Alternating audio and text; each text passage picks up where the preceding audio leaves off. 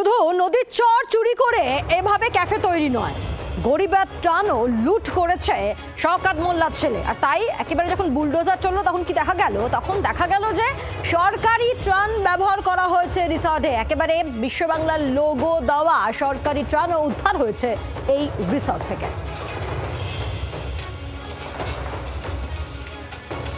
সরকারি জমি নদীর চর দখল করেই যে শুধুমাত্র বেআইনি নির্মাণ করেছিলেন শওকত মোল্লার ছেলে ইমরান মোল্লা তেমনটা নয়, তার পাশাপাশি যেটা আমরা দেখতে পাচ্ছি এই যে বিলাসবহুল ক্যাফে, সেই ক্যাফের মধ্যেই কিন্তু একটা রিসর্ট তৈরি হচ্ছিল। সেই রিসর্ট কার্যত যেটা নির্মীয়মান, সেখানে দেখা যাচ্ছে যে প্রচুর গভর্নমেন্ট অফ ওয়েস্ট বেঙ্গল বিশ্ব বাংলার লোগো রয়েছে, সেই স্টিকার দেওয়া, কিন্তু যে সমস্ত ত্রাণের সামগ্রী, সেই ত্রাণের সামগ্রী এই নির্মাণ কাজে অর্থাৎ কনস্ট্রাকশনে ব্যবহার করা হয়েছে তেমনটাই কিন্তু দেখা যাচ্ছে।